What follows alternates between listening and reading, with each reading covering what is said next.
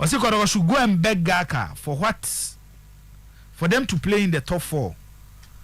Because I think they won't go to Turkey. Bravo. Or say he think or he knows. He think. Suggestive in the Banis Anua, who can be adding. They need some beko. Why? Suggestive. So because he knows they are not going to interrogating ye. But I'm so we know what say. Among Quinty Banis Anua. Now, Jibo, Mukola, I born the first Guamakotoko. Yabani about training in my boss man in ye, Abuafon won some kakra emfa emfriho, na fi oba, yedin semno ashishaso. And Tibia say, Yan he kakefu na fi yemna, na yemyebi, and semnum nina, Ebequam on a kakra, na fi yabafi e kakra, wages or say a limbo. Or the message be Abba. Yadababa, what's my friend saying?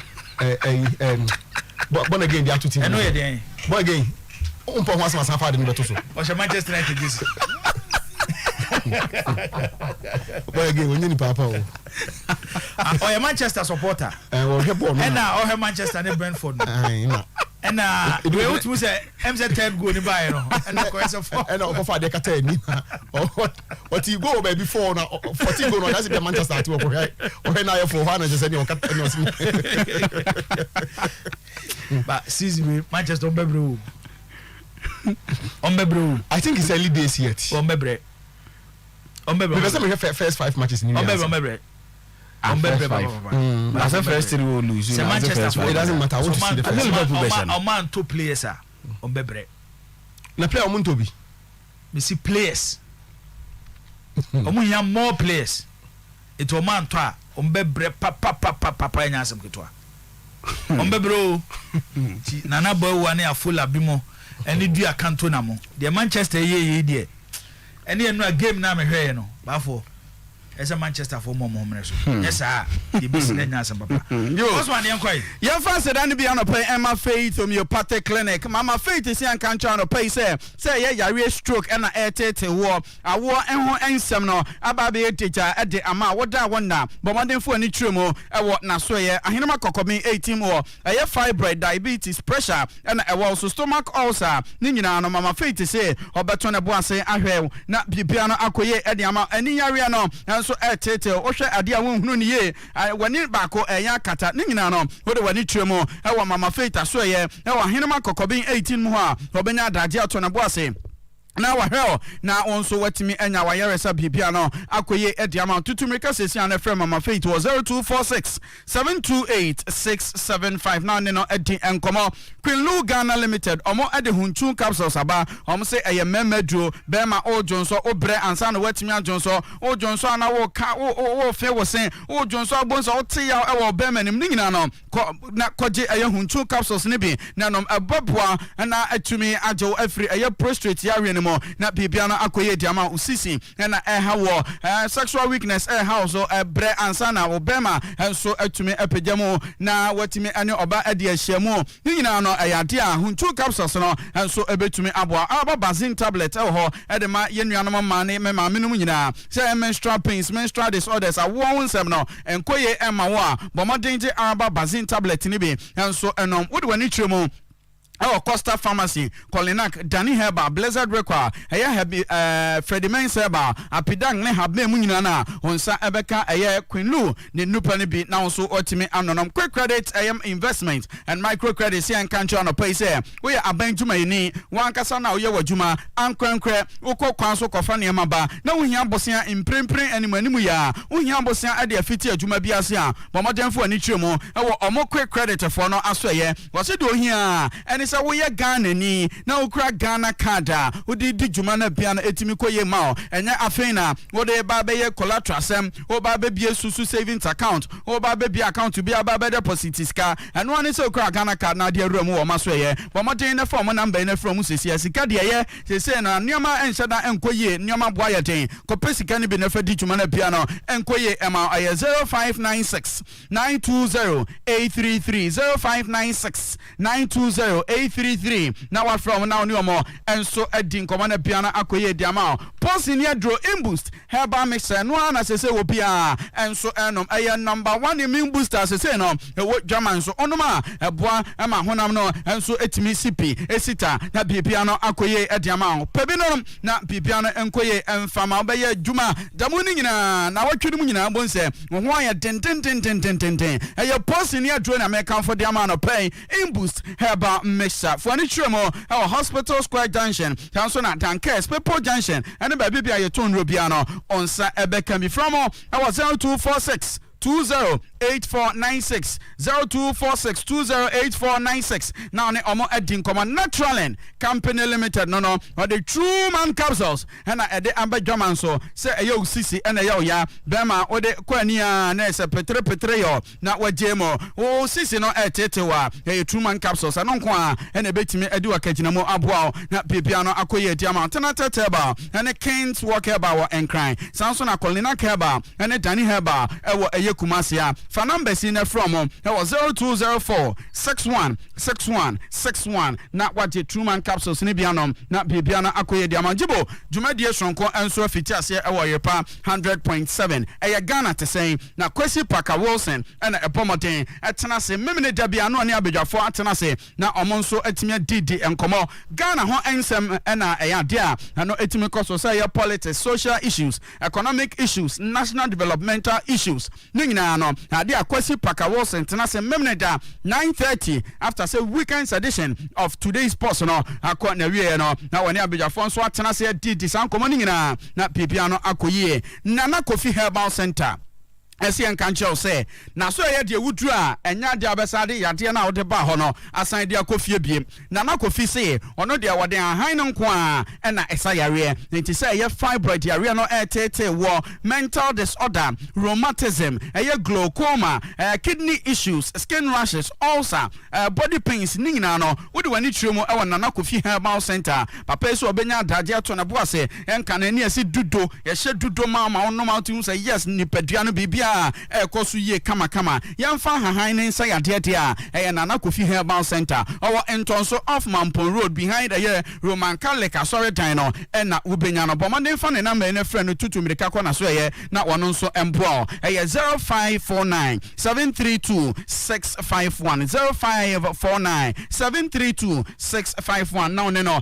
enso etimi edi enkomo bosome frɛ ho Rural Bank bosome fra won fra o was savings account bra na ombia bi emfama educational loans and uhia bi wo de kwa akwato school so na wako school business loans uhia bi funeral loans ni nyina no wo de wani twemo e wo bosome fra Rural Bank a omo beto omo bo ase aboa abiebie eyempo na account wo nyina bi e de amount say salary loans current account na wo bi a eno nso omo eye bi e wo maso ombenya omo e wo Otafo formal so Asafo market Bojo Sango obenya omo ewo esiwa isuayem na adesman fra bosome fra mpanyufo ewo 0548 533 050 Unisem Cement Grace Race Company Limited and abomodin de abedwaman so say no ade ye besi dan dia Unisem Cement nko a na ye isu esan say ebo no wo form na esan ye papa eche ewo ahoden enti Grace Race de Unisem Cement de aba say mason for ne contractor for nyina entutu meka say ye concrete na muguo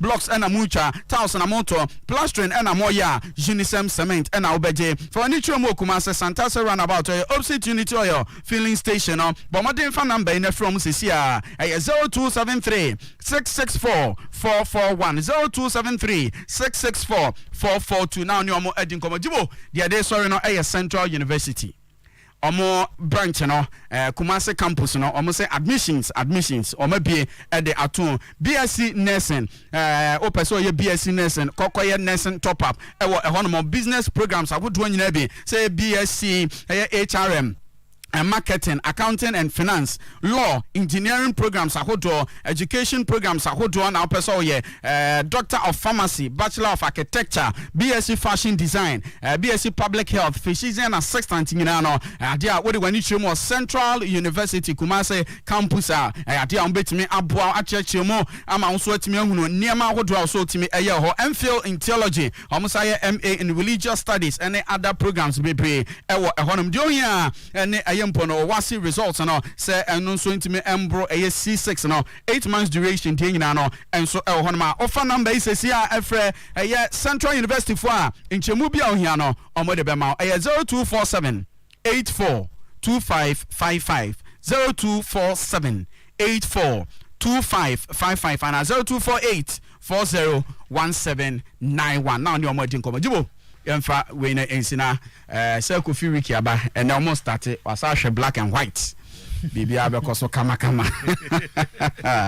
yes you catch boss my better say Ricky Atenase Captain Siasia Akumia Sechi ono so Atenase bafo wa ewa ha na Kofizaki tusu ewa ha Kofi Ricky akwaba mejo so ajibo bibi aboko de erade adom se eno meko so kama ne erade aye de bebie ne ebeka amonyeska so sika sem ye fine yetimi koba ne de okay I mean yetimi koba njibo wonse normal ya na hopi so nsa beka ya na edense nyina na asa beka ti de erade de becho no adanase you get it the erade de becho no and any position bia wo bia no somebody wishes senk will be draw you get it ntia was say ya ne ya appreciate erade more danza brebia no say we ni nyina account be better was say the erade ase ya kwa aba and the Manchester United faithfuls nyina omoda so rom the erade ase there's another okay the United still now they have a reason too much is true yes but on say na become their friend signs and symptoms as I say na can be what's the United team aye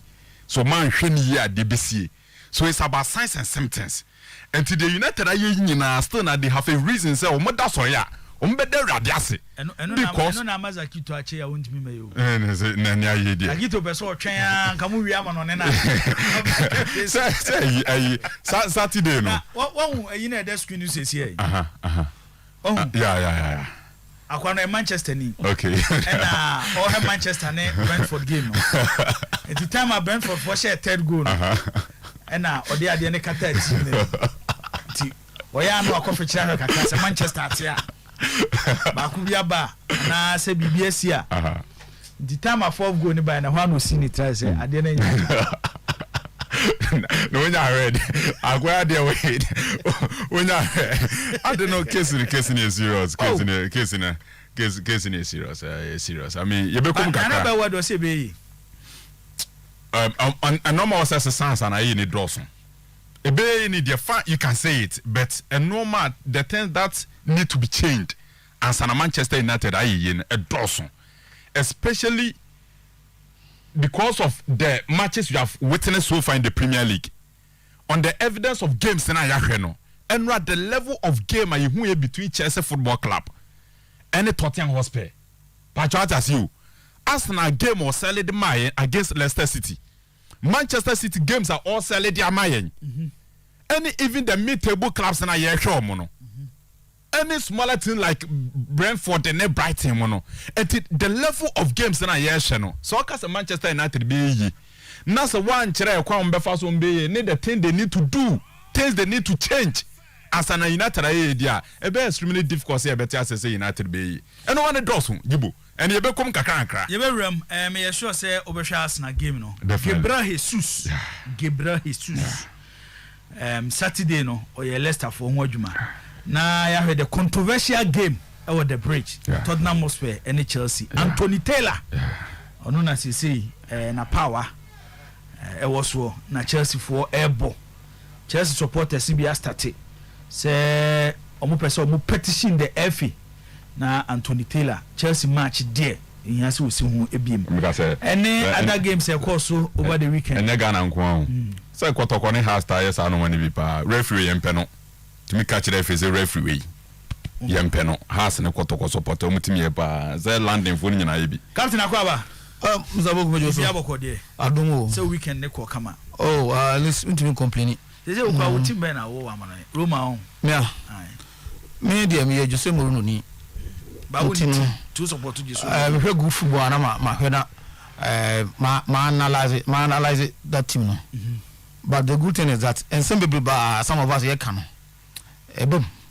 but it's up to them some be far for example being Manchester United some catch us the problem of Manchester United is now about coaching but maybe na I think say that no candidate another or young advisor you know I think candidate Baumia then at that time as a vice presidential candidate make a statement also when the fundamentals are wrong.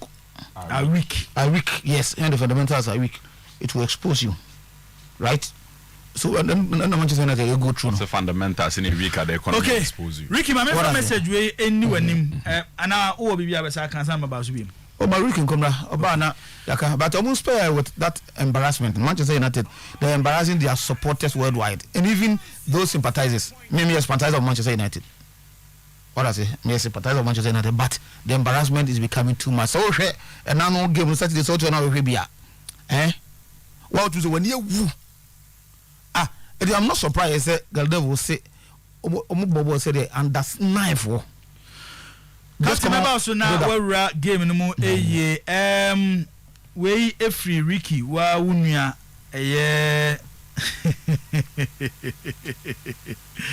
okay. Or say striker we beg what today dear and can no Manchester United news why hey this weekend my bro hey team penny even Ten Hag crab mobu I'm a team no now dear I'm on leave to AS room why and yes sir menya hypertension sly and the message we about from La Liga, Premier League, Serie A, French League, Bundesliga baby a person of Fabiano ebre there nim no obre baby a person of Fabia the Kylian Mbappe, Neymar and Messi story no so cause with PSG President Kylian Mbappe say on the person taking decisions e wo pitch ne so timi kwa no pem Messi agina baby ko ni ma wo se fa ball ma me amemo penalty no and 70 by you PSG me show mo game na obi yanko baby a person of Fabia na yanko the next 10 minutes Jibo me da say you rem say in the first place by cast na match no yes I hope you shall free in the first place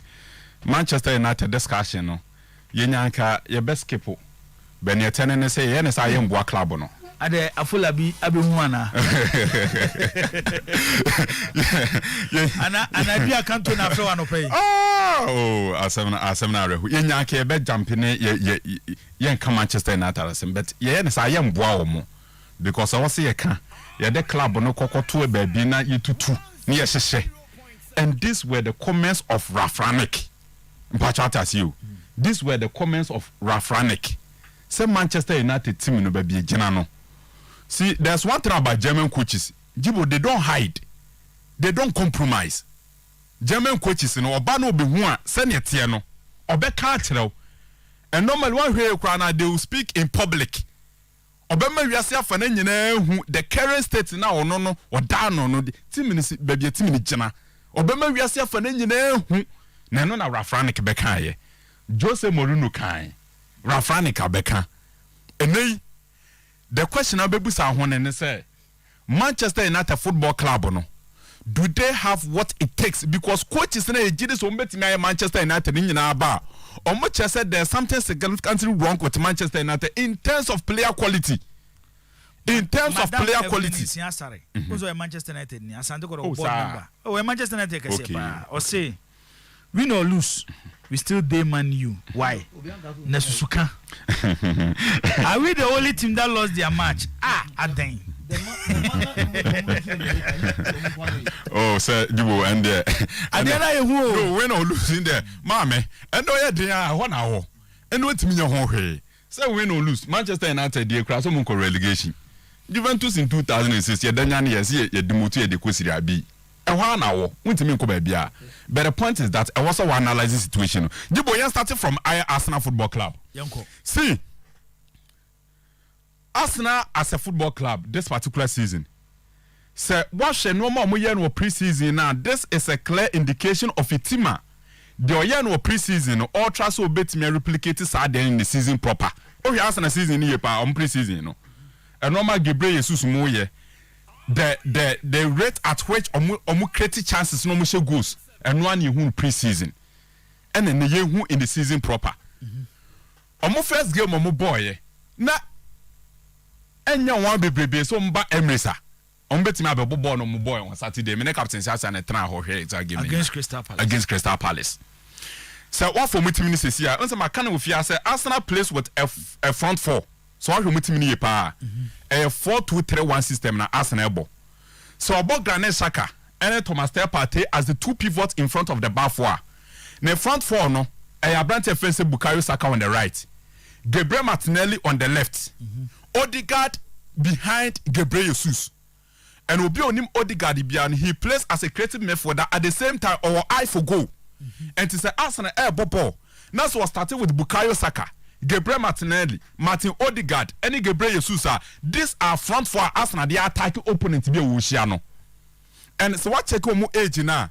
So Arsenal jebo na so more running at you because of omu age. You know, omu very quick, very pacey, very athletic in terms of omu movements. Any BB Arsenal for air. And so show more. They have two experienced midfielders. Are they abo Arsenal no?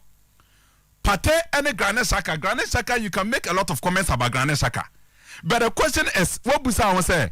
I didn't know coaches about Arsenal. None of them buy or bench Granit Xhaka. What Busa was our question? No? None of them. None of them. Obian will bench Granit Xhaka.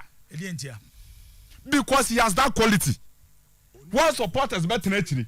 Akas wanya de we say we not Emery buy or bono. Me ba jata say. Make out Teta bono. In between there was one coach who came to Arsenal or you saw Granit Xhaka. So after Arsene Wenger, all the coaches now my Arsenal all of them they've tried to create a space for Abrante friends like Granit Xhaka. So Xhaka then Thomas Partey in front of the back four. Omoma Arsenal the spine and that free Arsenal 4-4 in so betting attacking opponents. And it's all share Arsenal. Martin Odegaard any a lot of defensive responsibilities because of the two pivots. Bukayo Saka for the past 3 seasons he has been the best player for team and friends at Arsenal. Abrante friends Gabriel Martinelli. This will be the season for Gabriel Martinelli. And when a day so to boss share the battle between Gabriel Martinelli and Fofana. Ubebusa Chelsea for say identity for Fofana. Or reduce Fofana to the minimum, the barest minimum. They clear from all flanks, from right, left, and center. And they so far Arsenal set up now. Gabriel Jesus is playing like prime Ronaldo, the Brazilian Ronaldo. He is one player on my movement, on my creativity, at the same time in terms of goals or the side animal. And what shall be that position now picking the pass from Gabriel Martinelli.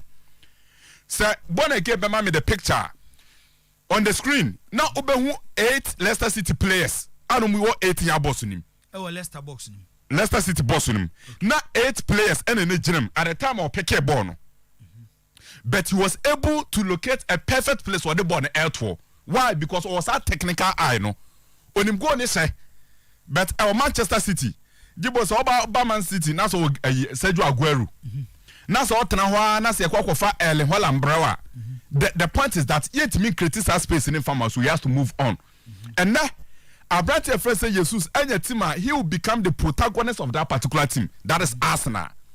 Metesena Saturday na time I say if we say Thierry Henry free Arsenal.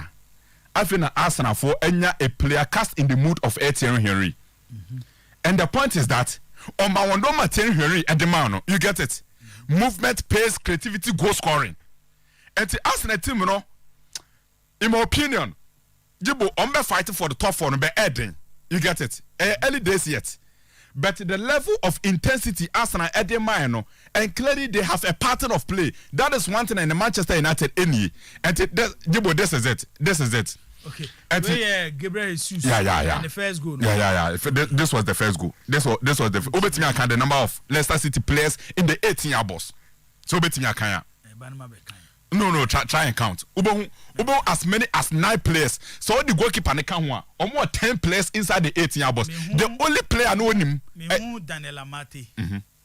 Me John Evans. Johnny Evans. Me Wesley Fofana.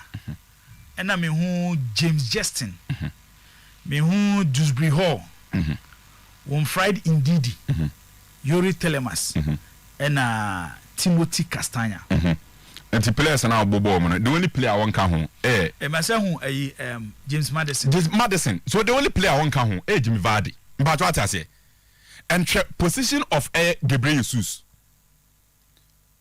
But when was the goalkeeper na pie? Oh, sir, watch any pa goalkeeper not taking the first post. And to the left side of the post, before he received the ball, he has already spotted the position of the goalkeeper. when you are near Kamba, typical center force, minimum goal nation. Before Sunday na beka bono was sizing goalkeeper now with the position of the goalkeeper and when the ball network. So irrespective of the number of players in the 18-year box, we're picking a spot that Gabriel Jesus. That was a quality goal. This was a top-notch goal. And I branch a friend Gabriel Jesus share. Let's have goalkeeper now. Share year 9. Danny Ward no was no. You see, Jibu. And go away there. And you go away. Yeah. Keepers be go away. The way you share. Keepers 10 jina. Oh you share. Emu one crab between action. Oh the way you share. But me run attitude ne action say we yinuma. Obi here time kakra. Leicester for na nkasa no munye organized. And so you ambo ono munye organized at the back. And at the moment Obaba be share Arsenal. Na so uni organization at the back Jibo Obebre. Enti Arsenal team no ejena yi. Almost start year last season almost start on ball first 3 games. No more 0. This season 2 games 6 points. So in terms of almost stats as compared to last season, there has been big vast improvement as compared to last season. But the point is that Osha born na City bono, Osha born na Liverpool bono, Osha born na Chelsea bono, Osha born Tottenham Hotspur bono. The aim and aspiration of Arsenal to get into the top 4 no, umbetimi achieve one. That's the biggest question. Ricky, GTEC Community Stadium kakra. Brentford 4, Manchester United 0. Asemino. Chelsea ni Tottenham. Yes. Yes. Na West from na captain says. You be Trinity awa. Zakito way. Obeba. Kofi Zakito. Now he's in no, he's in the process of getting married. And then say na you be man space kakra. Kofi Zakito. Obi a ekwan a oba oya ho bo abeware bia no utimi emergency call at any point in time TNT asem. Emergency call asem. Oh, Mr. Jibo, wa man na ma take sa lead. Say o prepare beware a at any what that cry itimi nya no catch say BBC was oye. Me banya say. And then come here no. What I know say questions kakra. Normally the process. Normally on Mondays per the arrangement or off. But we are say so. Oh, and so, today is away. Who's the last one on Thursday? Now news me off no. The producer frame me carry am there. Say me but news we are away. And no. Ricky Yem kakra. Manchester Fonsi komu benya. Anka na me enka match no say. Ye be kan kakra bi. Omunya, catch up omunya. Ye be kan kakra bi. Be blunt to them omunya. Coach your friend say Everton high game mobo pa. Coach ni na asem na areho. Or try Bibia to get Manchester United moving. But Enfa because the Emma Ten Hag no. Onya sa no no. E wutimi friends of Manchester United. Say Osha United game ni ya Osha setup ni. Obi Osha Manchester United setup ni bia you understand the reason why all power branch friends of Frankie de Jong. The first game of boy against Brighton, about 2 pivot in McTominay and a branch friends of Fred. That was the 2 pivot. Last Saturday, 2 pivot no here 2 pivot or boy. About Christian Eriksen and a Fred. And player no Gina just in front of the bar for the name a branch friends say Christian Eriksen. A Juma Ope Frank de Jong, so Babe and Manchester United no. On Saturday or decided so be experiment to say Christian Eriksen bet me I say Juma na diamana.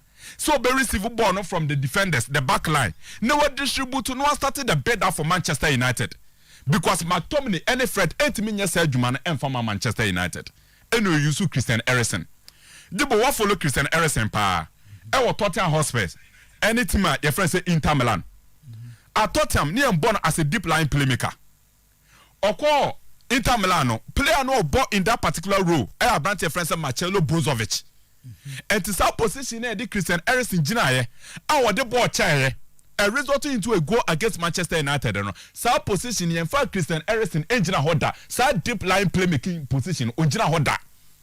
Ultimate ball and then the position no on ball bida. So you don't experiment with Christian Eriksen ultimate ball. And then so ocean here, so 2 pivot on is something that still na affect Manchester United play. And what's one year Juma was our position Fred McTominay, Christian Eriksen, South Central midfield na Manchester United one. And so what's the idea now? The very moment Manchester United start to move up. Omunya sa spaces in omude e create our chances no. Whether say you see the left side of attack, you see the right side of attack, you see the central part of Manchester United attack, And because so many are good pivot on a boy in front of the back line, I affected Bruno Fernandes play. And now Bruno Fernandes. Was a Fernandes and the Ole Gunnar Solskjaer. Any Fernandes.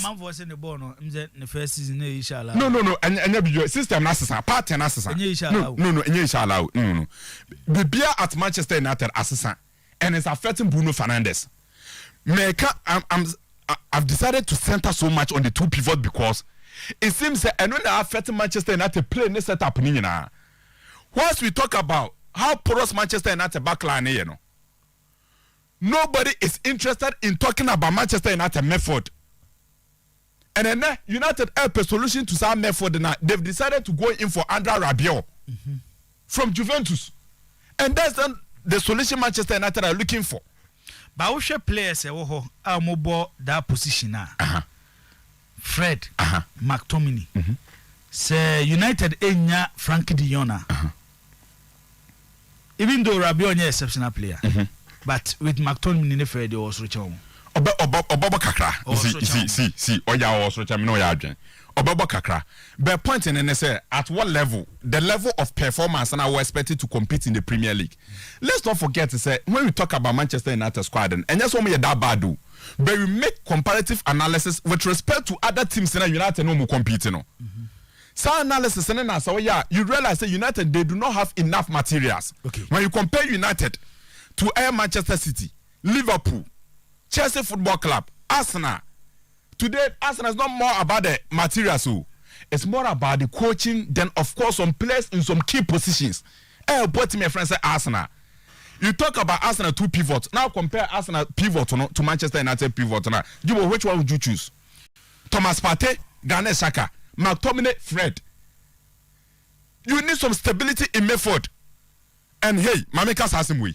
Manchester United player now was signed a This is not a player fit for the Premier League.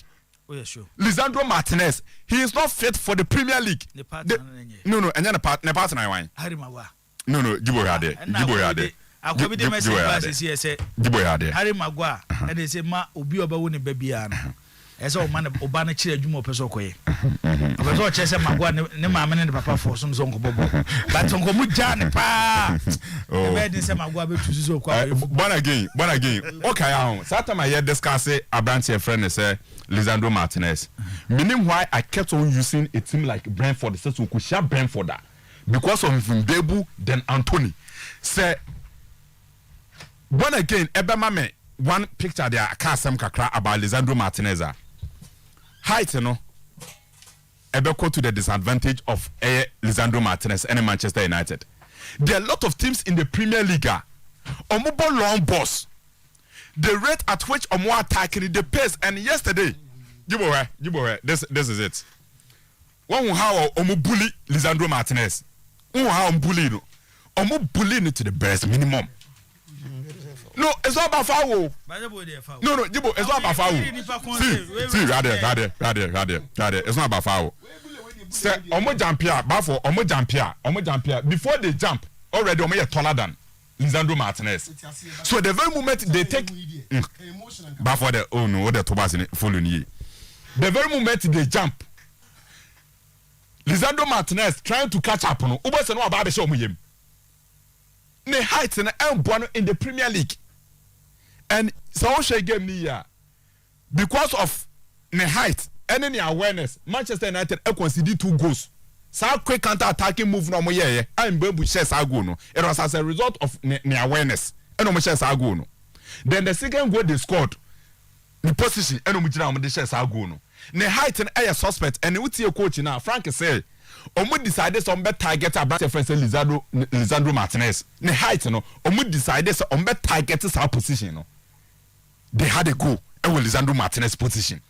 Manchester United will need a center forward and a height in a year to compete. And yet Lisandro Martinez, he's a quality player, not fit enough for the Premier League. So Jibo, that is it. United, Omo decided say Omo. I mean, you make a one. Manchester United problems no. So almost solve. Saturday na me to na me had be kakra. Say after the exit of Ferguson, David Moyes aba. Louis van Gaal aba. Jose Mourinho aba. And Ole Gunnar Solskjaer so aba. And then Ten Hag aba ekwan mu kura no Ralph Rangnick begina mu kakra so wo hwɛ the current Manchester United team na wo say wo Ferguson player kakra o Van Gaal kakra o Mourinho kakra o use Jose Mourinho and e wo Ole Gunnar Solskjaer say ofa other teams o mo no mo compete na watch Manchester City virtually about 95% of their players players on Guardiola na ato mo to suit a system move to Liverpool the same percentage by 95 and on players are on one club no ato mo it is suit to the system of jogging club move to a Chelsea and the ama Thomas Tuchel and any abre so here players be near Sanyo no he feels our particular system it's yamamin top players on best suited to my system so what the mention Oba Tottenham Hotspur even though Conte majority of players but look at signings how here this summer top players best suited in the system I think say yeah come Manchester assembly no one area I feel say Manchester United is so here so mo benya time ediama coach mo benya believe ediama coach especially obi say Ten Hag or on the style of play he has his philosophy or quite a pass of 20 players and no kind of players so mo faso bobo man na kakra only yi is a place because nyam nyenim no kreni ovi Manchester players ni bi no se nya sempa na yenka omo level nya Manchester players no be to say I am bisa kakaka to say Manchester United all right back here Diego Dalot first choice right back here Diego Dalot Manchester United first choice right back Diego Dalot Ozay one bisa no one Bisaka be defend all man modern day football Diego Dalot no mo ma yusunko Ronaldo yes predator I was say yeah player is oba odu training grounds no mo kodi dia wate no no onyen ready for the ball no obi anwe wo Tottenham ne game no Chelsea game no game about with a lot of controversies Anthony Taylor on na say baby abefa bia Anthony Taylor just supporters no SI petition yeah coach your friend said Thomas Tuchel Jibo my respect and papa coach your friend said Thomas Tuchel we will talk about the other side of it but over game of 90 minutes best salute to Thomas Tuchel see and I can say in the Premier League minjin tum say Chelsea quality chan Tottenham Hotspur yeah sure Chelsea ni quality in Tottenham minjin Chelsea minjin tum some more quality than Tottenham Hotspur Mendy Hugo Lloris the two center backs upgrade over Rhys James and Emerson Royal Sessegnon and Perisic and Cucurella and a boy of free Leicester by Chilwell Jorginho Højbjerg N'Golo Kante Betancourt Mason Mount kwame de remember hwan Fanema Son Kai Havertz Harry Kane and Raheem Sterling Kulusevski or Richarlison Chelsea ni quality njam o sure man say gap no too close but gap no very minimal very close but okohwe game na course so enra na so for 90 minutes of player ultimate say Chelsea a huge gap and no na wages or say Alimbo so ni Alimbo yeah wages or say many pundits wrote us off before Tottenham game Alimbo ya Chelsea supporter kesepa and to help prove his mantle that given few signings he can compete for the title.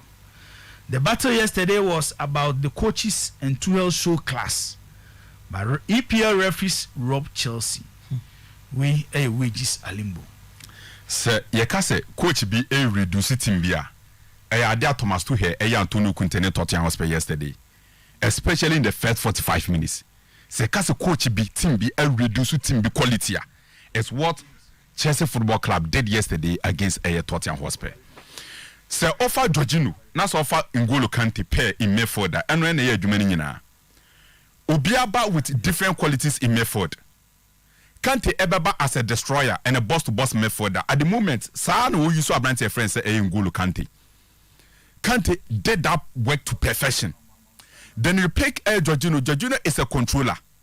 Obi receive ball no, obe turn no distribute balls no. So he's more like a player who dictates the play of Chelsea Football Club. And with these two midfielders, and the wing backs of Chelsea Football Club, Cucurella. Then yesterday no Oshade Oya o decided so Obebo Rhys James on the right side of the 3-man defense. Now Wabo Abrante Francis Loftus-Cheek as the right wing back. Obi anim Cheek Biano. Naturally he's a midfielder. So Cheek, Cucurella, alongside N'Golo Kante and Jorginho in midfield, 4 in midfield, they were able to contain Tottenham Hotspur, created decent chances, and set the team running. So what first I game no more bona. Who say Koulibaly as a centre back, Thiago Silva as a centre back, because Chelsea are in control of the game. No, you see the position of Koulibaly and Thiago Silva say omuja center line. And to the game in a Tottenham Hotspur. El close to all the space at Tottenham Hotspur for the attack because some Tottenham Hotspur sir. Omo use Kulusevski a lot in terms of creativity. Omo can take a shot. And in terms of total game control, Kante Jorginho, Abrante Francis Loftus-Cheek, then Cucurella, Omo control game in the team friends at Chelsea. Nene, so far Tottenham Hotspur team na Gibo. Abrante Francis use on me, any Hurricane. We've seen a strong partnership between these two forwards. But yesterday, the services of Use on Me, the services of Hurricane, team and friends at Chelsea Football Club, Omo Katis has services in Nina. So in terms of total game control, Chelsea yes are the Edemaye. But in football, you need 1 or 2 changes. Be net me as a entire game in the amount. In the second half, the Antonio Kunte ye or decided so the Richarlison beba. A bit of Richarlison eba and one boy. But in my opinion, Richarlison eba no. Or no be making sure say Chelsea centre backs in a Piebebo Boni being no. Some centre backs or be press on high to keep them at bay. So the presence of Richarlison no has set Tottenham Hotspur on the counter-attacking moves. And brought me a friend at Tottenham Hotspur. Now on the incidents in the cry by 2-2 a drawing game was a good game. A minute on it. But a minute on it. See. That's why ready. Anthony. Referee on the day. Anthony Taylor. Anthony Taylor, yes, I deal with you. Sometimes, Thomas to her. Upon Bono be quite our on when content one deal. I did not go here. Got too soon. I just said, just trusted Anthony Taylor and normal course yesterday. Chelsea scored a perfect goal from Kalidou Koulibaly. Koulibaly at certain time. The goal he scored in the first half was a brilliant goal. What's a Koulibaly no or a centre back? Bobo to me describe as a distress player. Also Bobo Flex and effectively left right. And we go no share now or then right foot and the shares are goal. A very good goal and almost share. Tottenham Hotspur for any equalizer through Horsbeck. The equalizer now Tottenham Hotspur for nine and no cover problem ni na buy. And problem let buy because was it Kulusevski in the naked ball? Yeah. Was it Kulusevski? And then a kitabo. And a Koulibaly difference. And a Koulibaly edge bonnet a little push. Anje. Equalizer no so a buy no. But Jana Kurela Jena. Clearly, ya soni mu or the pitch and the so ya dragging it not to form. Kukurela making run movement towards ball na ebano. Ya soni mu in the 18-yard box and actually not to form. Anthony Taylor see Yambo. Let's forgive Anthony Taylor. What about the VAR? Let's Anthony Taylor. What about incident in this year? That was the first corner kick, if I'm right. Yeah, first corner kick. And I want and the result in the second corner. Yes. And officer incident in the crowd 20 years. Officer incident in the 20 years. There was one movement to be. It should either be Raheem Sterling. And Bentakwa the call for attack and resulting to the first altercation between Onika Havertz. And Bentakwa and a course attacker. But one again was savage, you know, yeah. Maybe I'll bet me describe say 50-50 Bentakwa 9 can't born and I send a 9 from different angles. Yeah. The first angle nearby, you could clearly see a clear foul. Then from another angle, as an carbon, the impact. Or can play more than a carbon. A carbon marginal when you play and when Pidino and the player had an advantage. Chelsea player advantage. It is another day. Sano how the incident happened. And Jibo, and the result to Chelsea for first goal no. So okay, same incident no. Tottenham first goal. Tottenham for first goal no. And the result into that first goal. Yeah. And the man Antonio Conte celebrating, then Thomas Tuchel so complaining. Now the point is that these two coaches, you know, the level of mastery their mom is very high. They all want to win. So before the match, na Conte say, was the last season Luciano said 3 or 4 times. Yeah. And I say, Oba enenche. Yeah. Intina. No man is no. Yeah. I say now we prepare the team. But I think say omo post match no. But in fact, Yenka Sanchez Thomas Tuchel. So betimi atenka. So be chiawa, Jibu, obi chiawa. Why must you squeeze his hand? Obi chia me matcha. Oh so men say mia. And these are Italian mafias. And it is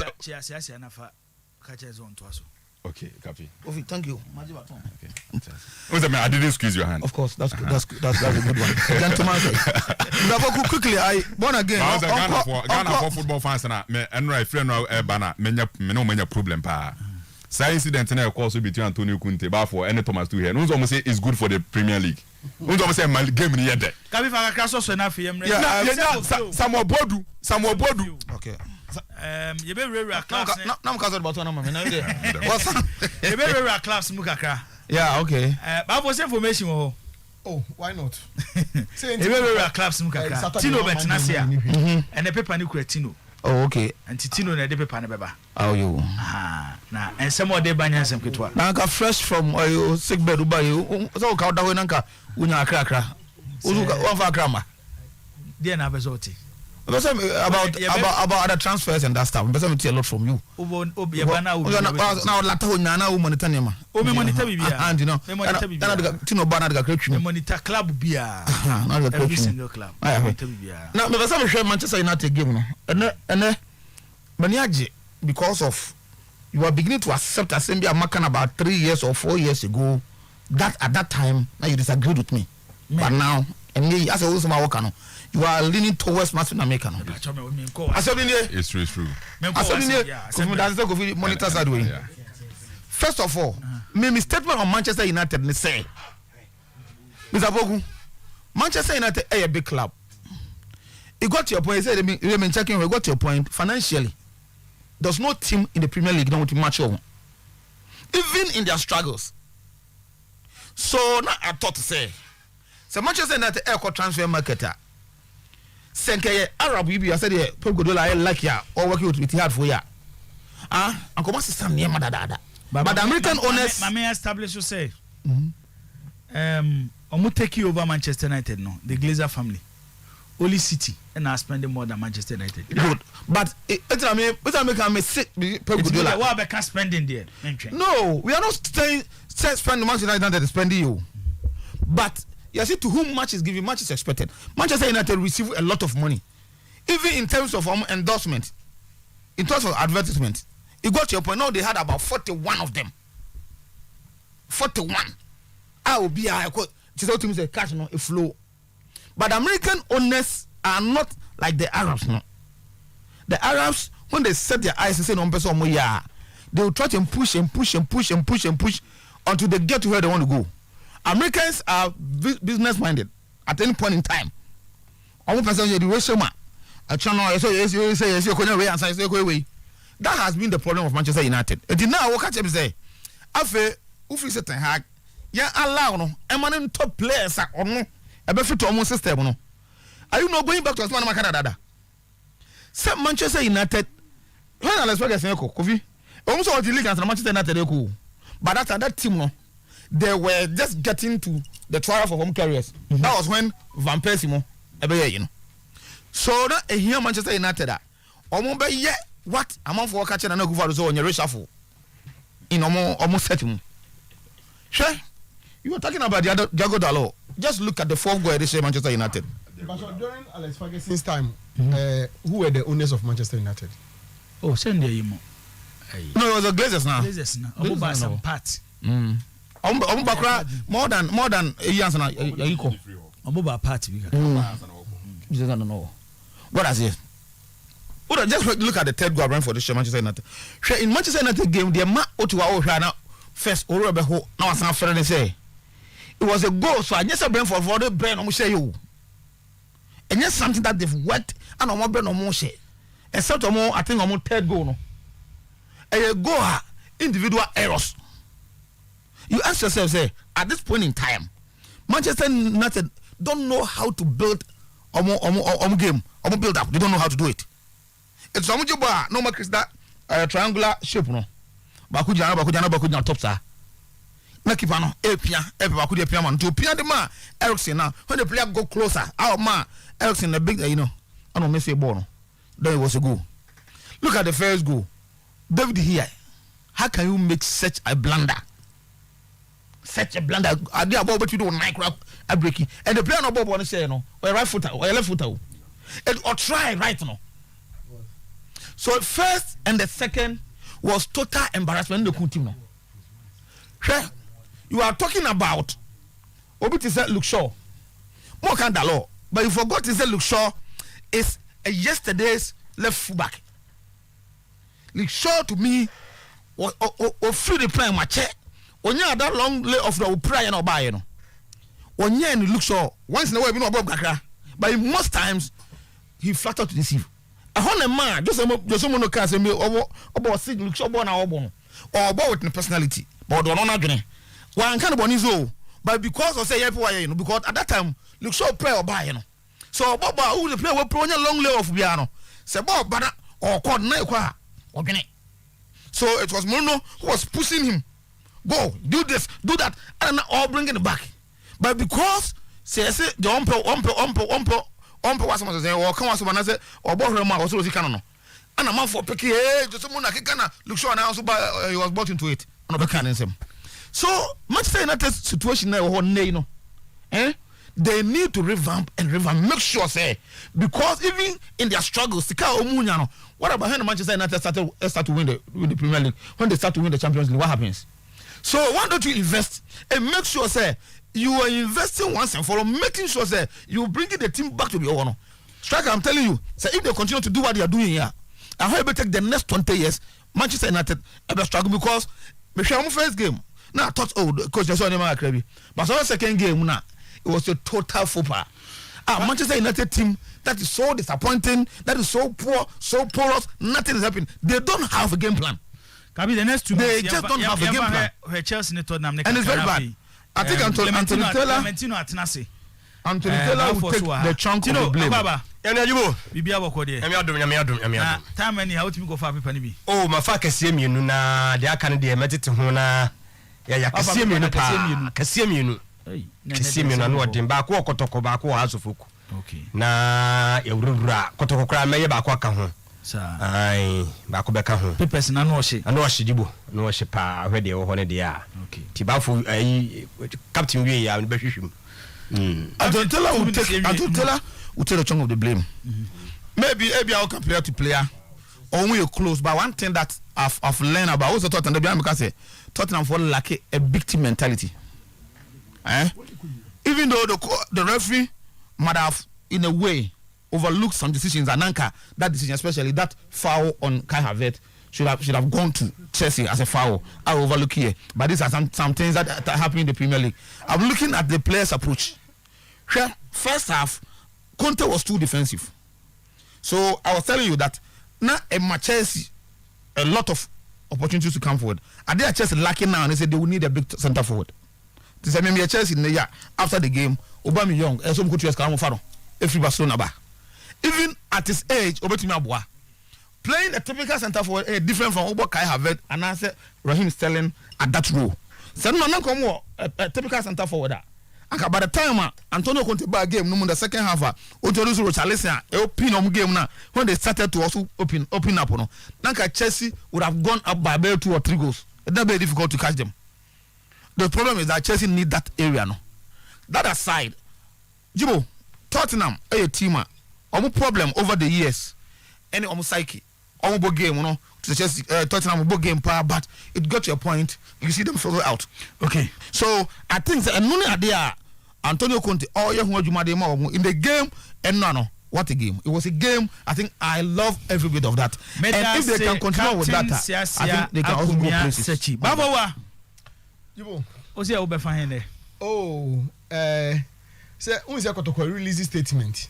Say Oma postponed the trip to Turkey no. And you make a handsome kakra. Yeah, you did nkomo afa fa ho kakra. And then obviously Kunadu Yadom. Yeah. And so on say Tino nina wo paper nim. Kakra. Anti manimwe se ne be ya bebi odi be si no na ya pick bi na just say ya kwa no.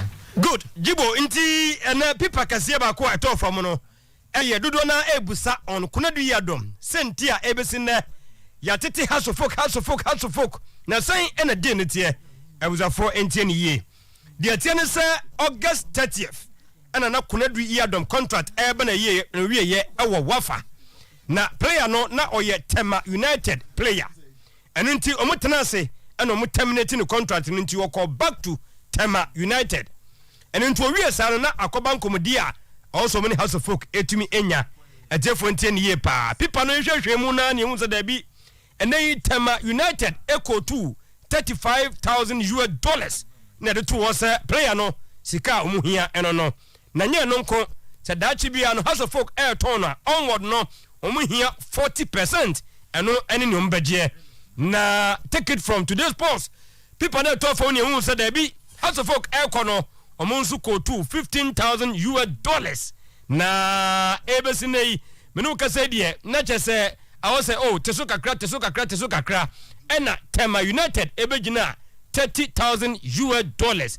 Ebesine house of folk kobia no a kebia nkommo ko 20,000 and now 25 still house of folk egina $15,000 no a ti de tiane sa na wotwe ye club kase bako awa Ghana abawuram so why ready set that $30,000 no obetimi atua enu nti Jibo Tema Youth mpanimfo ebetena se Tema United si story ni subiem enye Kunadu Yadom unse woye Tema United player na no contract na ye August 30th ena na eba na wiye okay nti omune wafa for tenase no mu terminate contract no Tiabane sa we back to Batan na just say or come back to Tema United.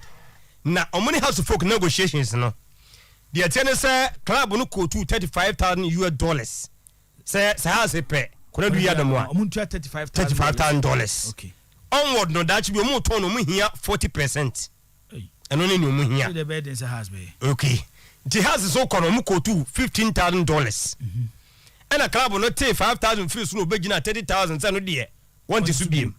Na no eno many house of folk nkomodie mu na no aso mo hwa house of folk delay still na no house nya so the 5 will be crack ho about 20,000 house da so gina 15,000 no a eno ena people na talk from na won say da bi club kase ba ko power Ghana ha aye crowd say that amount wa Tema United hwe no metua 30,000 which is 30,000 club no ya china de baba okay ai ya de baba kapi a process tomo pe $30,000 Kunadu Yadom nti obetimi aka say ene ya yete Kunadu Yadom on sign my house Debbie pay your checks any people na talk from ne hu ne Jibo unze ha de people talk from a entwantro pay your checks Kunadu Yadom nya has of folk player name unze CID Tema United and was all right nso mutimi to no musike da wo 30,000 na amamfo so busa say ade kotokofo penana eno so any paper no so paper no na captain busa no I say interest wo yes interest wo nti wo montwen kakra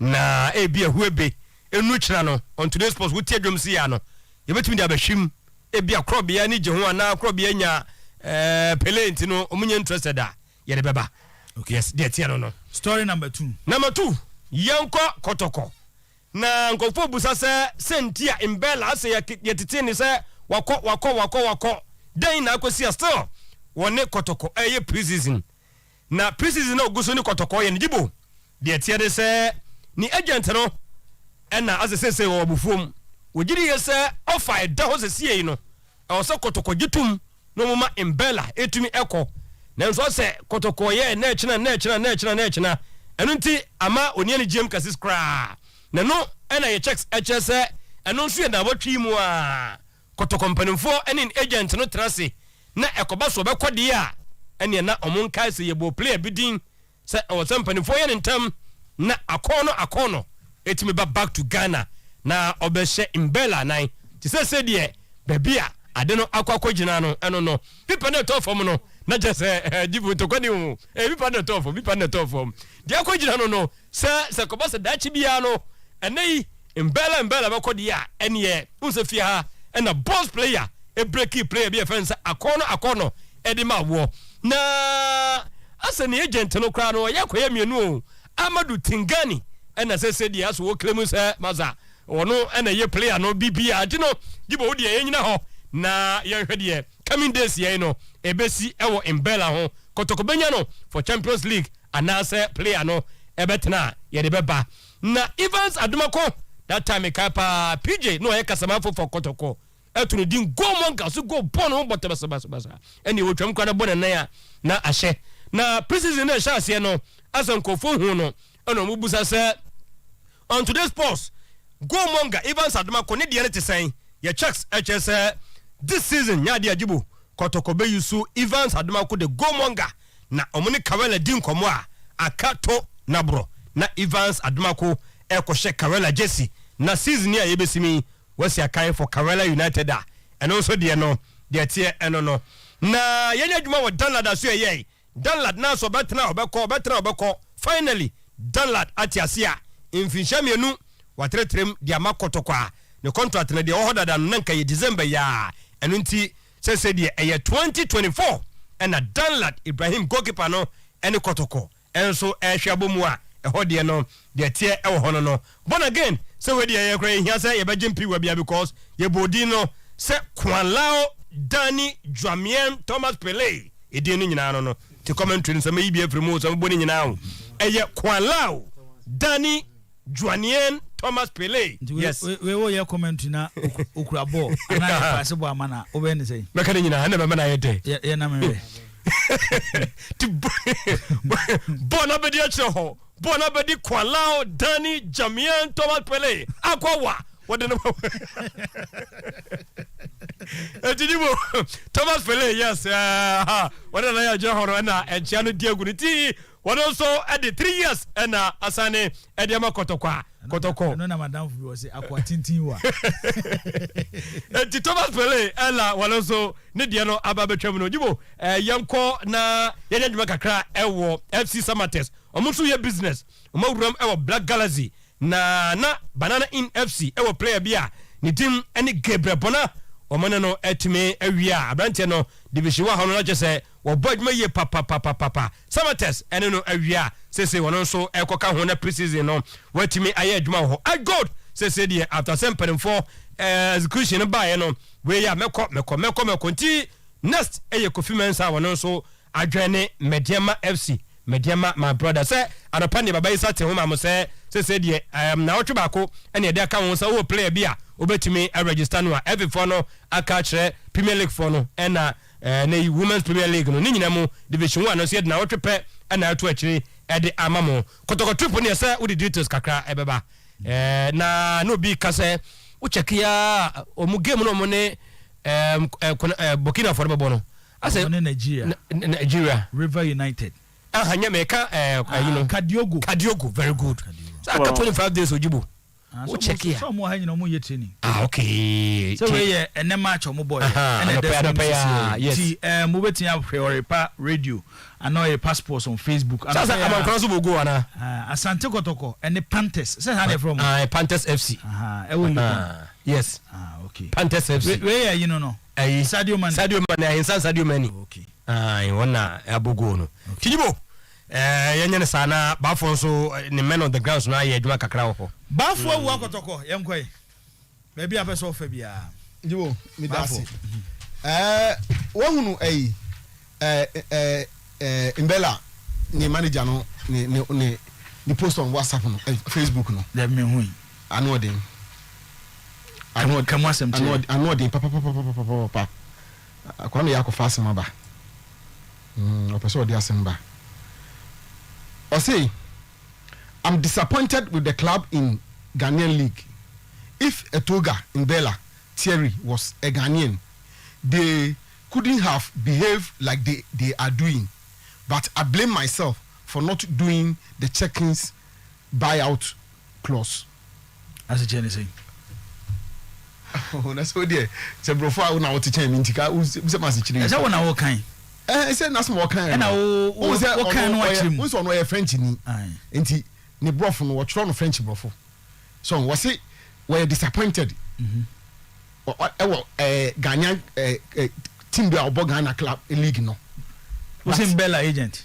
Okay. Your friend no Amadou Tigana. Okay. Njesa. Amadou Tigana. Say no no ade a na je say obi na but say Amadou Tigana dia na je say de ewo ho no na wo say Mbella etuga Mbella tier mbato sa na e free player no ni din no wo say nko Ghana ni a anka club no mu treat ni sa na on ka hwe na no na no onu ablemu ne ho sa se na ka se ka buy on cross na e yim na ka se you know o hwe ni yie wo say na ka se ko hwe ni yie na contract on the sign there minim the question be say me dey minim wadaroma yankoi enti no and also started build the back enti I have already sent my men to look out for further drops abana afia hwe dey what you am ka there and now he has sponsorship yes ka o na be wa na of finance he said na see won fire nya hwe bi mu ya yankoi so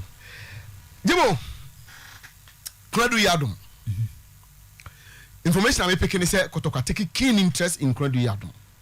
On say Kredu Yadom link to Kotoko no on and off. In fact, e do be no Kotoko ejemu. But recently no I say obi atia Kotoko for na so say omo pushi a bit further. E bia na omo timi enya. Enti ama the interest has come back for what I hear. The metiti kra no Kotoko edidididi hu nkomo a o fi ase ne tema United for no di nkomo ahwese bia akwanya bi da ho a senia Tino this story ne my no yes between House of Folk and Tema United no there seems to be some stalling be sa say na for mama misa we between Kotoko and House looking at their central defense and they offer Kotoko a omo apel omo wo Masola Jman Mubarak Ganiyu ena pele abeka ho ura House of Folk omo wo Sewenu Roberta do Sewenu de no okamom de eto transfer hu so kodi a omo renew contract omo renew a obeko Roberta do case e ya ena aduso ho mu alasan yeah we had two clubs now why pan here Kredu Yadom I think House of Folk in here Kredu Yadom more than Kotoko yes so on say yeah can numbers in the same position you know and as a department of the every team no Kotoko we numbers abobo in your 5 House in your 3 was a 4 so obviously House seems to have run short ewo honomo enti especially with the Africa competition you know definitely you know Kotoko ni has for me we need him more and the nunti na has I further to do a lot and you see me to Kotoko 4 because omo football no omo ye no me nim emu eyi papa but enye easy ema team bia opese ofa it dey na ma suddenly about bontin say has a way with Kredu Yadom but the stories we because Kredu Yadom any the manager assign pre-contract agreement to House of Folk Kredu Yadom ne manager yes and I can tell you say money has exchanged hands that one too I know in fact information I'm picking say and then the Kredu Yadom manager will meet to me and they as we are talking and they mean to me got time no say and pay you say you know but I know as a matter of fact say Kredu Yadom the manager ever meet to me and in fact the information I'm picking is so Kaleba Mankwa edase na Kwame Ntwibusi akosejo edase so as I'm talking to you Amanda Clinton will be meeting the Kredu Yadom agent. Who say na other okura position bo Amanda Clinton is being considered our House of Folk as the legal advisor and a consultant to House of Folk. Initially no na ye ka CEO and I say MD. In fact, the person who proposed Amanda Clinton no is pushing say Kabeya komunye no MD but I know the union do hono but at least she's been considered and the information I'm picking is Amanda Clinton maybe or will be meeting the agent as well and probably to be my me fa shamo message we nka wa asem no menim say ebeboa wa asem na wo kana Or say Shamo USA. My own Shamo. Oh, Yes. Chama Nyamisha. The guy has signed a pre-contract and his guys has taken some money. Yes, I know. He can only go anywhere only if Haas agree. That one too, I know. His managers are just using Kotoko to get more money from Haas. Until I make us a mean to Kotoko for because Kamenya and Kotoko should back out. Kamenya. Because when a player signs a pre-contract, it is more or less deemed to be an agreement or a contract. The club, no, the right to the player, all right. But it will mean, say, as a player, no, or only has to folk. Whatever Dombeka. And I'm say about agreement. All the Nations has signed All Blacks defender me. I only a right back. But the also a center half. Yes. Center back. Yeah, also a center half. So, when a player, in the house of folk, I'm on pre gidi na, figures no mujina no, because me say, ape another player. So, crowd buy a competition or more creative. But wama with other players there no. Mean to me, some 45, but they will be good to go. But se team be pekrodu yaduma. Or yen negotiations and discussions all around Minyano. More ni has of folk confirm. Because when him, I know a top has person on your official in terms of occupying a official position, but a top or in fact but you know this person very well. And I who fine. On one the show, Credu Yadum, and in the manager and inside top government official be. Top government official be. I was supporting team. I was supporting House of Folk. Okay. We're very much known. Very, very, very much known. Emma, Nipakono, Eyisi Kadema. As no, or say, Ebia has in your ready and as a skin was some debate on try for on behalf of House of Folk. What trying the time by? Me to me time, but I know say that has taken place. Is it time by? Oh, Semin ha many because a yes story be a minim so. Is he me to me ka and then na obi akọ baby. Say okojiska e dey ama player. Say the be player na be sign the ama has. Yeah. Na enye the board of House of Folk. E na ama ho kwan say koji. Ojiska na obefa en kan contract de no ana. Me say nipa kro na oyi sika no a ode maaye no. Say House of Folk nye ready and say sika ni ho say ono because of send your upper house intino or try the amount almost send a boy in the agree so Bobama House of Folk. So he paid for it behalf of House of Folk. Story be that say Honorable Mustafa Hamid. He is the person I'm talking about. Mustafa Hamid paid that money. That he, what million about you na make bill. Let's say $10,000. $10,000, yes. Yes. Madam Vicentia Doku. And I didn't yes. Vicente didn't call you. You know the story. Tina na make say on say ye ka wo kan nyina bi me say no pay me ni bi say opa metim di mfo atwa me na kasa no pay to gba won musika they've got to go and take money as well offer 10,000 no and I to go also I just say minim to go figure no but no I hear say on the agent no in fact that almost sign pre-contract agreement no money exchange hands the day they were signed the pre-contract agreement no money exchange because a season before naka to house person of boy no.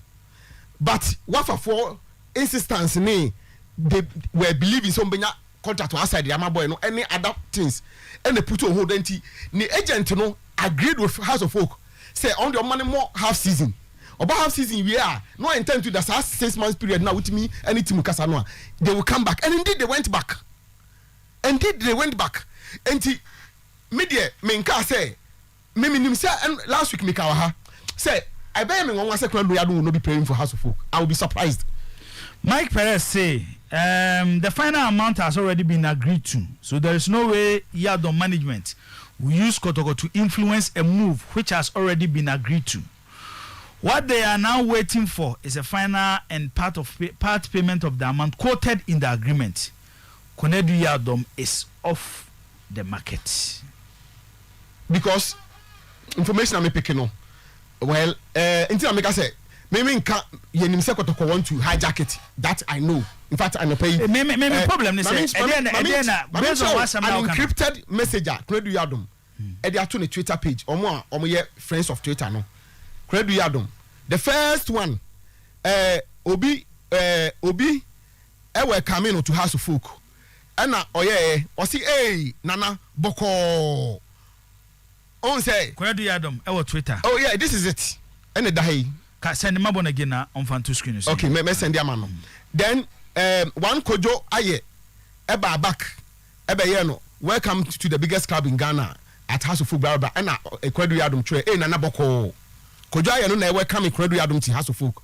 Then Kwedu Yadom na obi like here in the back like here no so ye kotokonian on kwale ne kotoko number kraka ho. Now then seconds or minutes after, I think Kwedu Yadom goes again the same Twitter and then write time to move on. New or a new profile pic. Where you oh, sir, we say my men are working. These are information that my men on the grounds are pushing. The problem they said they no Kwedu Yadom. Based on the work in any day still obi be pushing say onko team foforo because that oh yeah menya messages from Kwedu Yadom camp who say who use the word almost say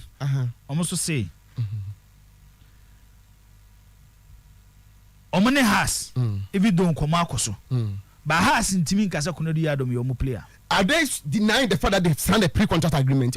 Clear that we have not signed any pre-contract agreement. That makes it more clear. And also the ban the seemingly kotoko hijacking because there's not meaning say kotoko wants to hijack the deal. Obia follower of this deal behind him say kotoko wants to because they are interested in the boy. As to why I don't know because you heard number saying boy here probably kotoko wouldn't need him. But the truth is also that back enti yenhwe how that one will go nothing no yenhwe but the what I know is say House of Folk are ready to fulfill the other part of the deal, and I'm sure say the House of Folk can show more say omuhia boy no ni other day. Kotoko to Turkey. Interesting times ahead. Yeah, very very interesting times ahead. Interesting times ahead because Kotoko releases statement no pay and I'm starting to say me juma because something struck me. Me kind statement ni we no mo amon tibrofo pa no I think something was left out. Okay, Mamen Kamau, club statement. Our planned trip to Turkey for the second phase of our pre-season, which was originally scheduled for the 14th of August 2022, has been postponed due to visa processing delays. A new date will be communicated soon. Thank you. So I started finding out.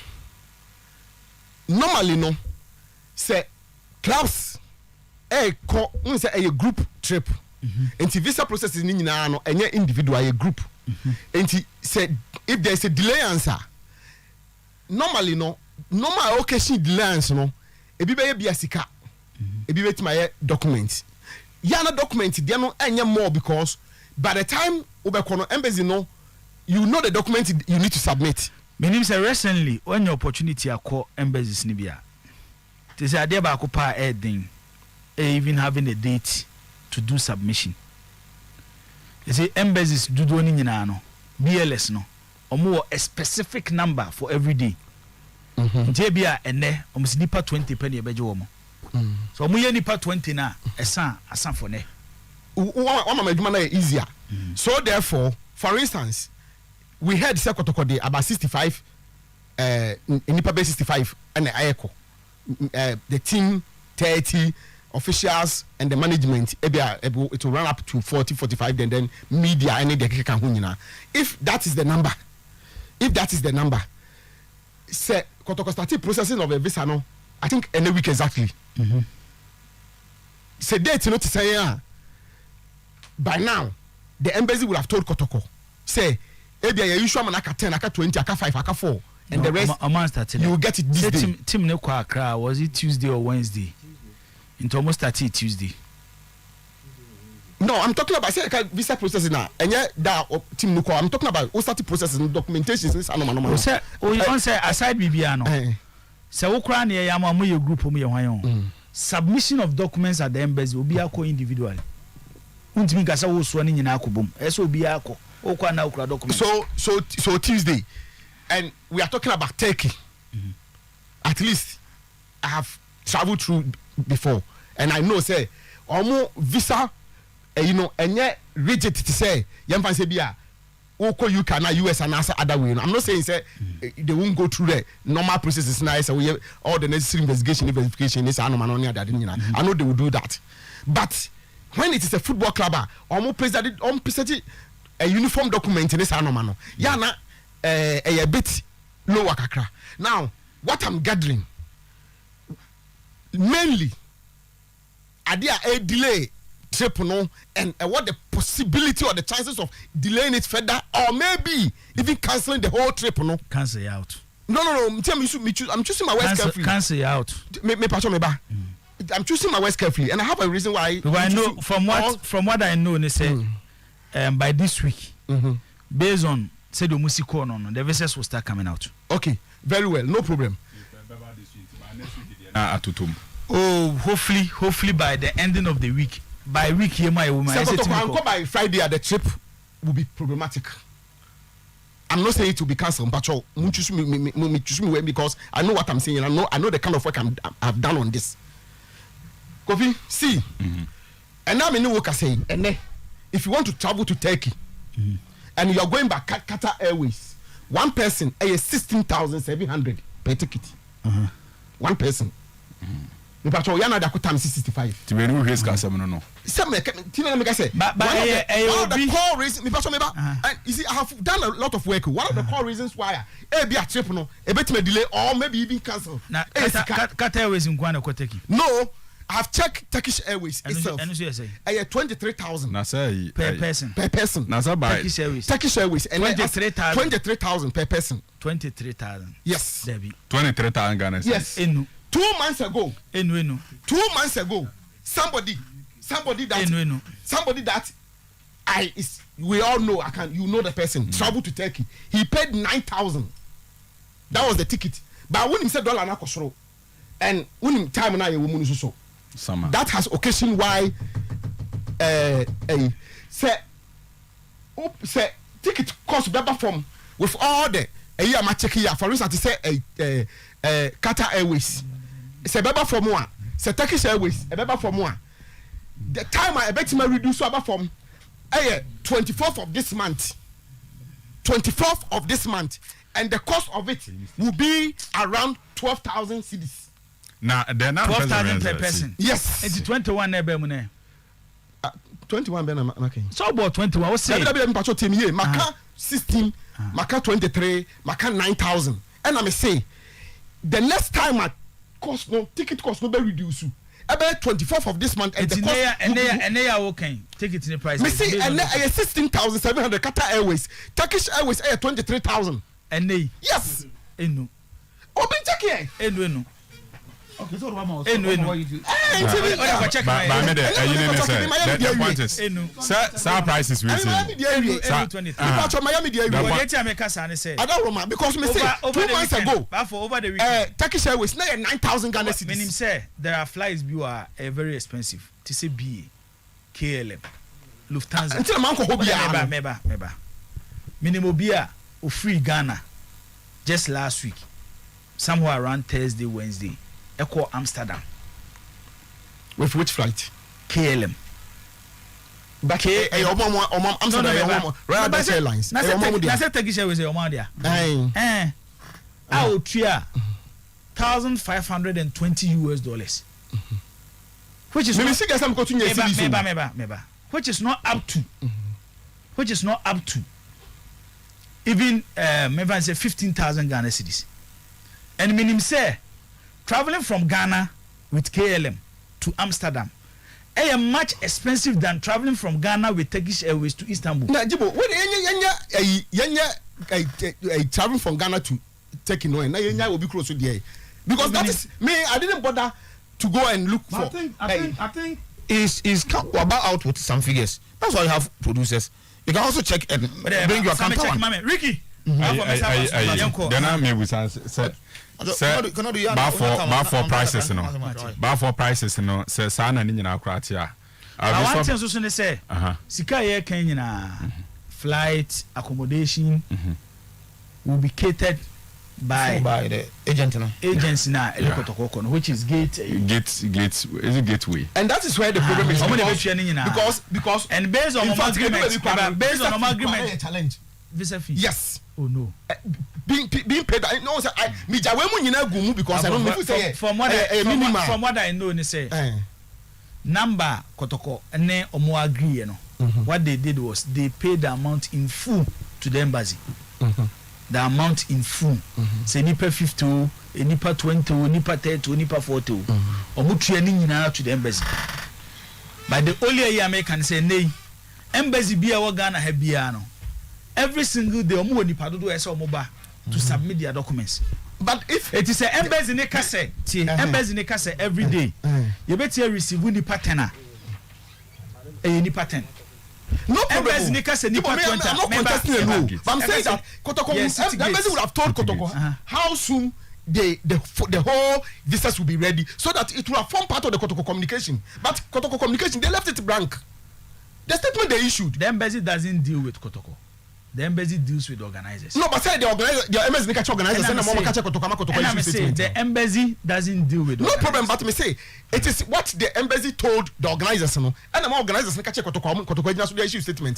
So Kotoko will have come out with at least some specific timelines. From what I know, based on how they did their submission, any possible say visas in boom a day. One of the media guys who was supposed to travel with the team told me this morning, say he knows the team will travel in batches, but the media one seems to be in a hanky-panky thing.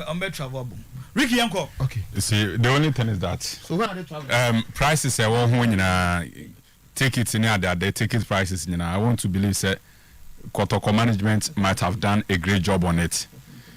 Say at this point in time, they are aware. But for the aware, the Kotoko benefits of mutu kwanda and a bad because they are aware. Say you be a rough summer time. So what I say, this point in time, no, month for two kind pa. And because summer time na month for two kind pa, na not ticket price and so yeah, a cost kakra. And I want to believe that Nana Ponsa, a lot of travels are he's aware of this period that Kotoko team in the bear back on a trip. I hope you are getting it because Omumu Kobada. And see. Say Sikasembe problem say enuntia say my one you say it could be documentations and no be sir but me I don't want to believe say Sikasem because they are aware of the period they are aware of the period say during the summer time I'm for two crying for holidays a bit more near that so Sikasem no and I say ticket price in the Bekosro. Yeah, more the benefit of the doubt because of releasing on the Abano. Almost a new date will be communicated, and you're sure say they are aware of program now or more planning. And we be Kotoko. Let's not forget to Kotoko. Take a trip on Moko. Or many club will be ask a do friendly game. Organizers, no. Yeah, River United. River United. So River United for no one no. Or more program, or more pre-season program in NSA. They'll meet Kumasi and Kotoko in Turkey, and have a friendly game with them. Omo Champions League. Omo descending on Babo Champions League now. In the process, Omo Betima Babisha work of Morocco. And to Omo the Kumasa Sante Kotoko aye a program for mu pre-season. It's a very extremely difficult say Kotoko Betima boycott sa take trip no. Now say sa club no so program mama nyina. Jibo I hope you are getting it. I say you are into pre-season at Europe. Ubo say na teams air America moko US. Ubon say ebia about 4 teams omoko mbebo tournament and say we decided for one or two reasons boycott tournament and it affects the entire tournament no more organizing of which we are part and to be sell pre-season program na obi de aba CC o say akope take you no de aba okay the date no we chiri do and that was around April 17th yeah current one was say. And that time the flight cost was $922. 922. 2 months ago, somebody traveled to take it. And it was a round trip. Yeah, 9,000. So, Kumasa Sante Kotoko, Penny for they are aware of what is at stake. Satim no my program for pre-season in Turkey. And let's give them the benefit of the doubt. almost say a new date will be communicated. Ebia for all you know challenges get be na ho. Yen hwe so mbetimi across our challenges ni nyina no matimi akoye mo pre-season e wo Turkey no matimi ameti sa program no money other team River United for so aye no. See, Jibo. Kuradu Yadom e camp promuti sa asem I've been very, very, very charitable on this issue because I am so much concerned about young players or more bright future. Some of your footballers I am very, very, very, very concerned about them. And the issue banners and me can I'm very careful. And to Kuradu Yadom issue ne epija Mr. Kuradu omu but and my man can't tell the camp of Kuradu Yadom say Omo hwe ombetime a very long legal tussle with Accra Sofoko. Omo hwe ya Accra ne career no Kuradu Yadom bo no obo any national team assignment ne oni mo alasa air de ma Black Galaxies no one show ombetime aya de nya aba beton so because of the current position the stance me Remo House of Folk bia mpanifo ni gina no to menye very careful. Kuradu Yadom assign a pre-contract agreement with Accra Sofoko. I'm a board chairman. I should check Amanisika, the camp of Kuradu Yadom. Muteni pa. The board chairman of Accra Sofoko, His Royal Highness Togo Afede, as I check at the camp of Kuradu Yadom. The agreement is that Oye Wafa season we say now. Obama be say the rainbow colors abobo at the Accra Sofoko. Number 2, Honorable Mustafa Sikano Odemano no. The agreement was that over the ball across Sofoko. So one player, one agency, one camp, Majisika football chairman, and across Sofoko. Majisika every obia all year in the name of Accra Sofoko. Teni pajibu, uteni. I say, Oba ye, or the power for Baba Befau. Or the power down for Bakone Chama Fulabi, Mebajo teni pa. Chama Fulabi ama $100,000. In the name of Oyerepa. Se koye adwuma mo Oyerepa. Director of the company, Boshaba, Mr. Emmanuel Ajima, after assign check the amount and on why a pre-contract agreement and on that all. And they have it. And to the two parties no more they did it in the interest of Accra Sofoko or more documentations to this effect. So mujidi say 10 years, so mujidi say House of Folk they are yet to meet the targets amope. Say be $30,000 na mo pay. Now the House of Folk any meeting target of $30,000. It doesn't mean say omone won agreement. It doesn't mean say omone won any agreement. Tenye. Enti it may be say House of Folk enya reach the target Kuradu Yadom company pay. Samira Kuradu Yadom come. Almost say Same transna wa be kan wasem with the transi. Na sana Ricky atwa so transi. Ura Kuradu Yadom camp no. Asemo mo ka kire. Omane frɛ also ti program no say obi se o mama Kuradu Yadom sika anase has for no ama musika on famra bonti no mo nipa ko ba gisika no na o mefa boy no nti o ma se mo no Kuradu Yadom camp na ka say o say o mo say o mama Ricky aka me ba so o say o mo say o mama o musika because o mo ni hand boy no to o mo say o ma ko gisika ma na o de o mo nipa ko na o gisika no no ne sign na o ma mefa boy na 2 FIFA mreno pre-contract contract abo any sign no omo nka so on sign pre-contract but pre-contract e je so ma ton na ma no it is a pre-contract so say say dey okay omo de boy na ma ha so on fa pre-contract no register boy no hwe dey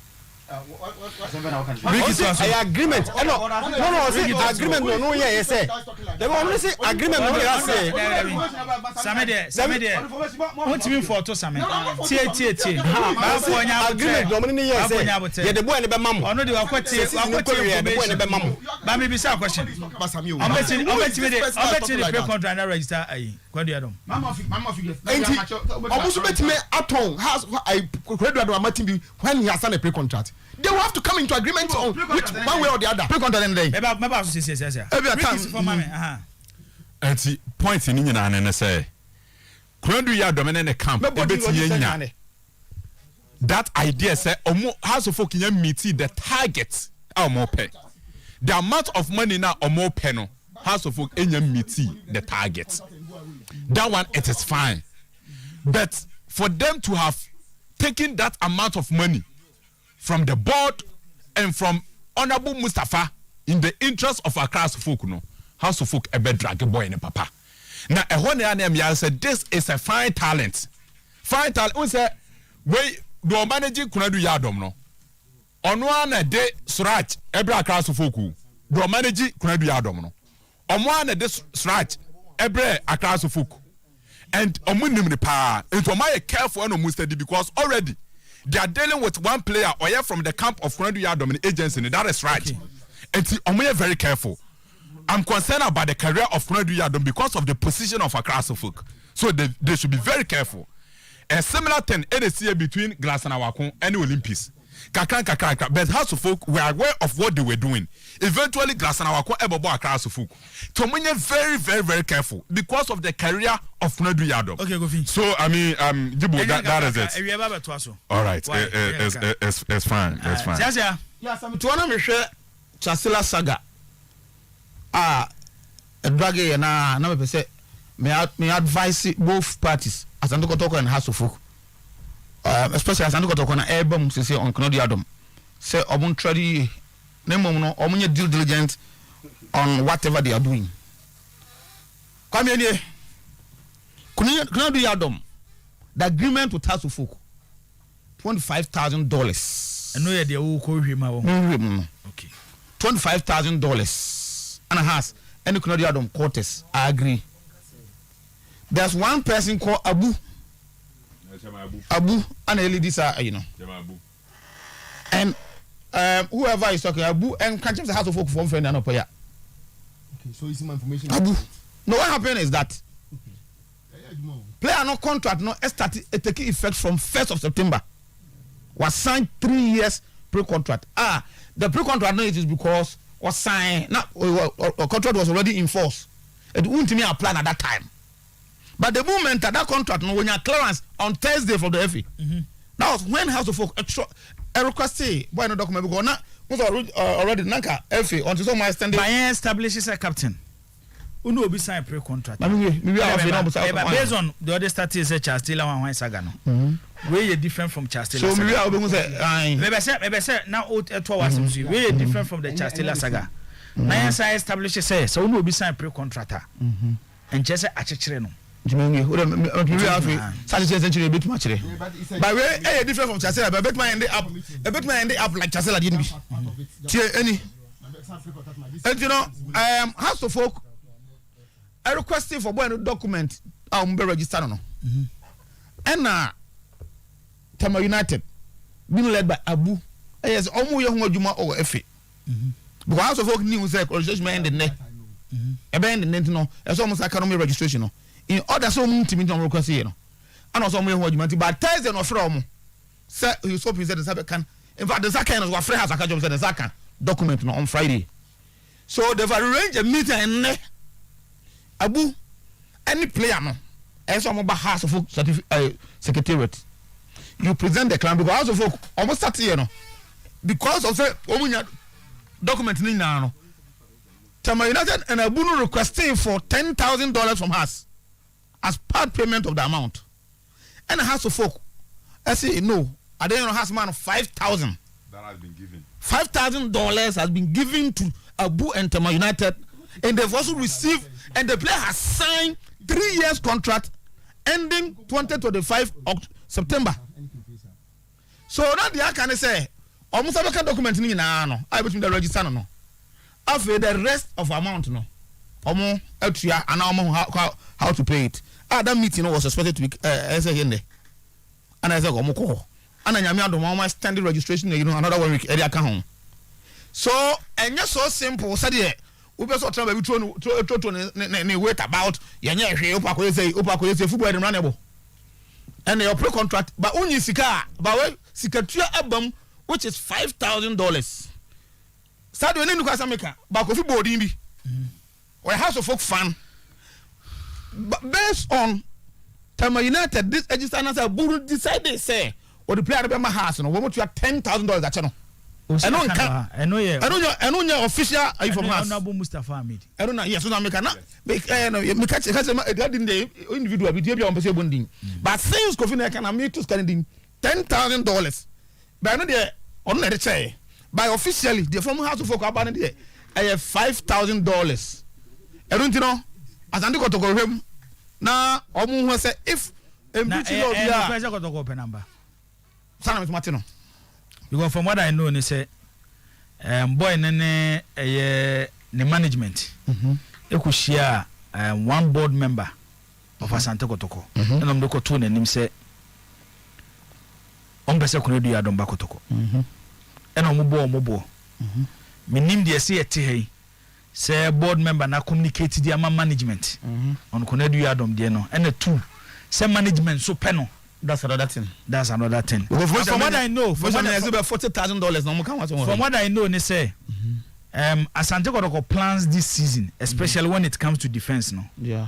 From the management side, there, Kunedunya Adom, part of their plans. That's what America said. Be a transfer long has a CID. What I know, they say, on your part of management plans, and that will be good. About for your men on the ground. From Kunedu Adam Twitter page. And Obidia Basse Professor Eddie and Okubusa Kunedu Adam say Okache Kunedu say please with all due respect don't change your mind and all the rainbow colors in the tour no panacho.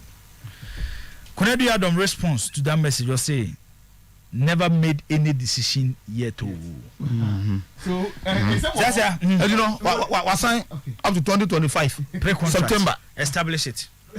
Pre-contract till